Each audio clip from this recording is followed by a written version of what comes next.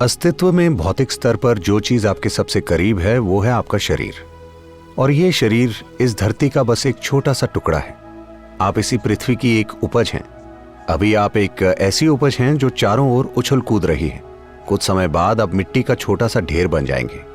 आप अपने बारे में बहुत सी काल्पनिक चीजों पर विश्वास कर सकते हैं, लेकिन वो सच्चाई नहीं है। ये बुनियादी बात कि हम जिस धरती पर बैठे हैं उसी का बस एक छोटा सा हिस्सा है, हम भूल जाते हैं, अक्सर तब तक जब तक कि हमें दफनाया नहीं जाता। अगर आप समझदारी से जीना चाहते हैं तो आपको उस जमीन के संपर्क में रहना चाहिए जिस पर आप रहते हैं। आज क्योंकि हमने कुछ तरीकों से यह संपर्क खो दिया है, इसलिए जीवन अस्त व्यस्त हो गया है। अस्त व्यस्त होने की वजह से बीमारी, कमजोरी और आखिरकार पूरे सिस्टम में ही अस्थिरता आ सकती है। मैं आपको अपना एक अनुभव जरूर बताना चाहूंगा। हमारे भारत के योग केंद्र में एक योग अस्पताल था। हम इसे यौगिक अस्पताल कहते थे। हम नहीं चाहते थे कि ये अस्पताल ज्यादा बढ़े, क्योंकि हम फुल टाइम अस्पताल नहीं बनना चाहते हैं। हम एक आध्यात्मिक केंद्र हैं, इसलिए हम अस्पताल को कम महत्व दे रहे हैं। एक बार जब मैं यहाँ आया, मैंने कुछ अमेरिकी डॉक्टरों से बात की। उनको इस अस्पताल में रुचि थी और वो भारत आए। वो यहाँ आकर 3 दिन रुके और 3 दिन के बाद एक स्वयंसेवक ने मुझे बताया कि सारे अमेरिकी डॉक्टर नाराज हैं और वो वापस जाना चाहते हैं। मैंने पूछा क्या हुआ? उन्होंने बताया बेहतर है आप उनसे खुद ही मिल लें, क्योंकि वो काफी नाराज हैं। मैंने कहा ठीक है, और मैं उनसे मिलने गया। उनसे मिलकर मैंने पूछा कि परेशानी क्या है। वो बोले आपने कहा था यहाँ अस्पताल है। अस्पताल कहाँ है? यहाँ तो कोई अस्पताल नहीं। मैंने कहा फिलहाल अस्पताल में करीब 60 मरीज हैं। तो वो कहाँ हैं? अस्पताल के बारे में उनकी सोच ये है कि वहाँ बेड जरूर होने चाहिए, मरीजों का अच्छे से ध्यान रखा जाना चाहिए, और हर किसी को अगर आप उनकी इतने अच्छे से देखभाल करेंगे तो वो स्वस्थ ही क्यों होना चाहेंगे। वो बोले मरीज कहाँ हैं? मैंने कहा वो सभी बगीचे में हैं, मैंने उन्हें काम दिया है।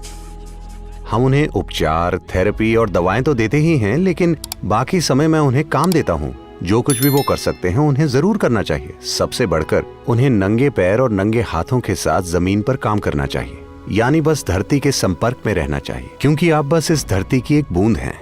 आप ये भूल रहे हैं, आप जिसे अपना शरीर कहते हैं वो बस धरती का एक टुकड़ा है ना?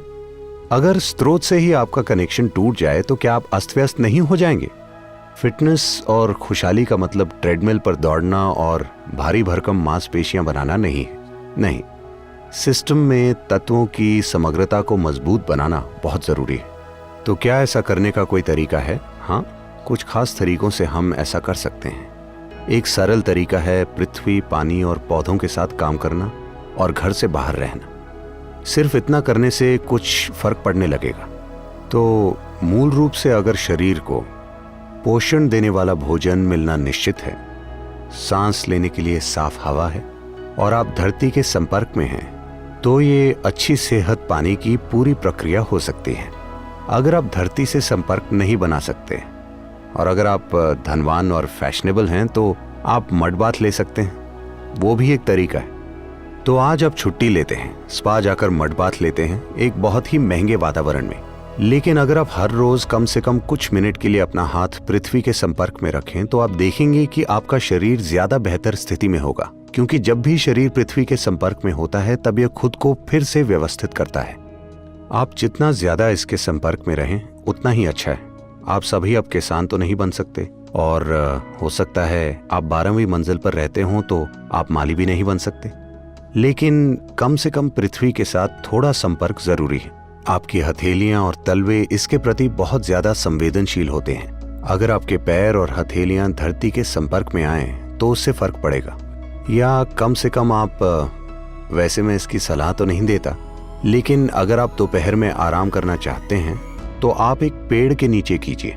इससे आपकी रीढ़ की हड्डी धरती के संपर्क में आएगी और कई चीजों में सुधार होने लगेगा। या फिर आप किसी पानी की प्राकृतिक जगह पर जा सकते हैं जो धरती पर हो, जैसे नदी, तालाब, समुद्र में जाने से हमारे सिस्टम को बहुत लाभ पहुंचेगा। आप ग्राउंडिंग जानते हैं? बिजली की ग्राउंडिंग जो हम लोग करते हैं, क्या यहाँ भी उसे ग्राउंडिंग ही कहते हैं?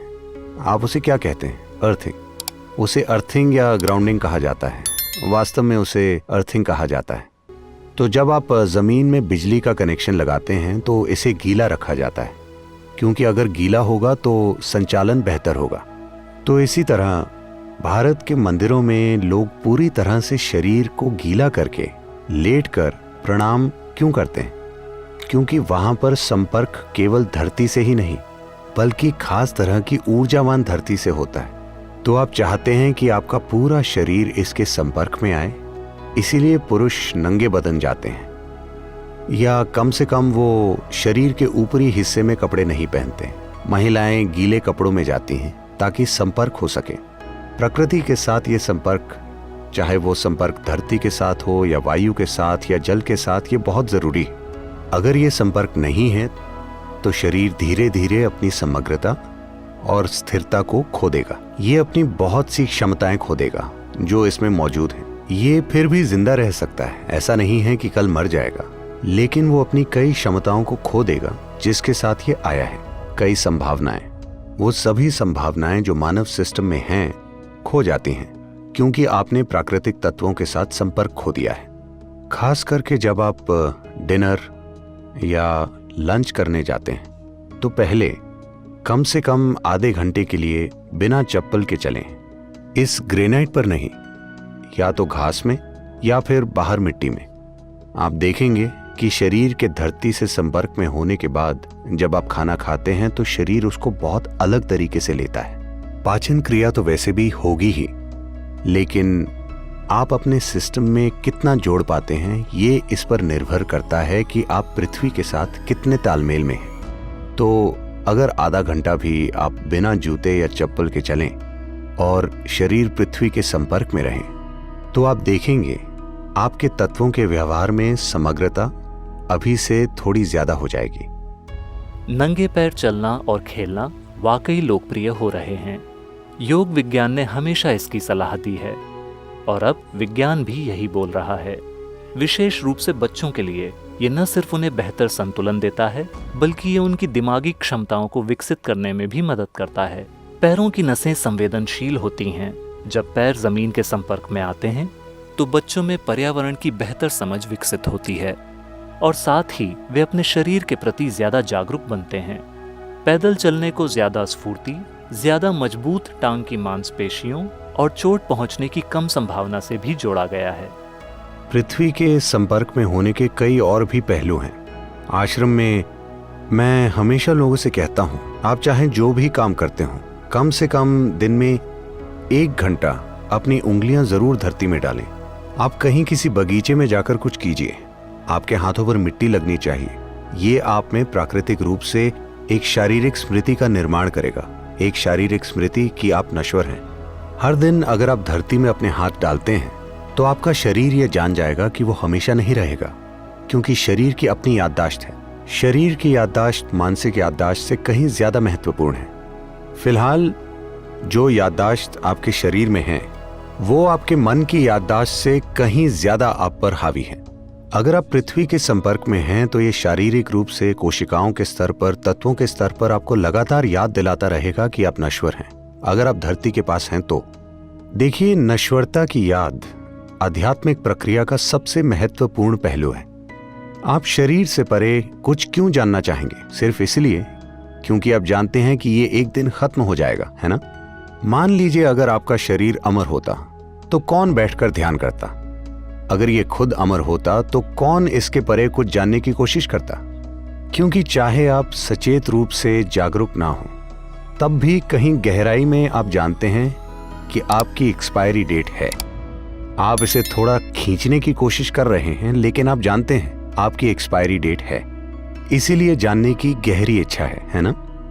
तो आपकी नश्वरता ही आध्यात्मिक प्रक्रिया का आधार है। अगर आपको याद दिलाया जाए कि आप नश्वर हैं तो प्राकृतिक रूप से ही आप जानना चाहेंगे। भारत में विभिन्न परंपराएं, प्रथाएं हैं कि अनुभव के आधार पर पृथ्वी से कैसे जुड़ा जाए। कई सारी परंपराएं। बस जमीन पर पालती लगाकर बैठना शरीर को किसी तरह से याद दिलाता है। ये शरीर को याद दिलाता है कि वो भी बस यही है। जैसे ही शरीर धरती के संपर्क में आता है वो जान जाता है कि वो यही है। आप में से वो लोग जिनका शरीर बहुत ज्यादा अस्थिर है, यानी आप बहुत जल्दी बीमार पड़ते हैं, और बार बार ऐसा होता है। अगर आप बस अपने पलंग को छोड़कर जमीन पर सोने लगें तो आप देखेंगे कि इससे बहुत फर्क पड़ेगा। बस इतना ही करना है। अभी आप शायद 18 इंच दूर हैं, बस 18 इंच पास आ जाइए। आप देखेंगे कि इससे बहुत बड़ा फर्क पड़ेगा। सिस्टम फिर से व्यवस्थित हो जाएगा। मैं कहूंगा कि आपकी 80% सेहत इस बात पर निर्भर करती है कि आप धरती के साथ कितने तालमेल में हैं। 80%। आपकी पुरानी बीमारियों का 80% हिस्सा गायब हो सकता है सिर्फ इसलिए कि आप उस पृथ्वी के साथ थोड़ा सा तालमेल बिठाते हैं जिस पर आप अभी चल रहे हैं या बैठे हैं। आप एक आसान अभ्यास जो आप सभी शुरू कर सकते हैं वो है भूत शुद्धि। अगर आपके पास इसे करने के लिए समय और जरूरी फोकस हो तो। भूत शुद्धि का मतलब है, भूत मतलब पंचभूत या 5 तत्व, शुद्धि मतलब उनकी सफाई करना। चाहे वो आपका भौतिक शरीर हो या सृष्टि का बड़ा शरीर। ये दोनों मुख्य रूप से 5 तत्व पृथ्वी, जल, अग्नि, वायु और आकाश से बने हैं। जिसे आप मैं कहते हैं वो बस इन्हीं 5 तत्वों की शरारत है। अगर आप जानते हैं कि इन 5 तत्वों को ठीक से कैसे व्यवस्थित करें, अगर आप जानते हैं कि इन 5 तत्वों को अपने भीतर कैसे रखें, तो फिर जीवन में कुछ और करने की जरूरत नहीं है। सेहत, खुशहाली, बोध, ज्ञान, सब कुछ, आत्मज्ञान भी। यदि आप बस ये जान जाएं कि इन 5 तत्वों को ठीक से कैसे रखा जाए तो बाकी सब खुद ही संभल जाएगा। ये तत्वों का खेल एकदम अलग तरह से होता है जब ये पृथ्वी के संपर्क में होता है। हर बार मैं ये सुनता हूँ, विशेष रूप से जब मैं अमेरिका में होता हूँ, मैं अब तक इसे स्वीकार नहीं पाया हूँ कि लोग धरती को धूल या गंदगी कहते हैं। हो सकता हो कि ये पृथ्वी के लिए एक दूसरा शब्द हो, लेकिन हमारे दिमाग में धूल या गंदगी का मतलब, आपके लिए धूल का क्या मतलब है? कचरा है ना? धूल कचरा ही है कि नहीं? अमेरिका में भी धूल को कचरा ही कहते हैं ना? क्या कहते हैं? ऐसी चीज जिसे आप नहीं चाहते हैं, मतलब कचरा। जो आप नहीं चाहते हैं वो कचरा ही तो है। लेकिन यहां हम पृथ्वी को ताई मन, धरती मां कहते हैं।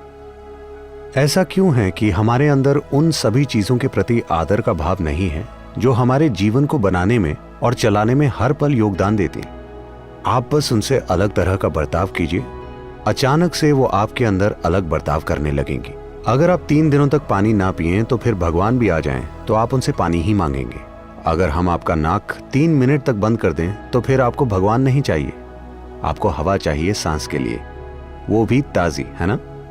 एक सरल काम सभी कर सकते हैं कि वो हवा जिसमें वो सांस लेते हैं, वो पानी जो वो पीते हैं, वो खाना जो वो खाते हैं, वो पृथ्वी जिस पर वो चलते हैं और जो आकाश हमें थामे हुए है। दिन में 5 बार। अगर आप बहुत ज्यादा व्यस्त हैं तो कम से कम दिन में 3 बार सचेत होकर इनके लिए श्रद्धा का भाव लाएं। ये बहुत ही आम बात है कि आपको बताया जाता है मातृ प्रेम, पितृ प्रेम, ये वो, पर पृथ्वी प्रेम उस ग्रह के लिए जिस पर आप चलते हैं, क्योंकि ये आपसे अलग नहीं है।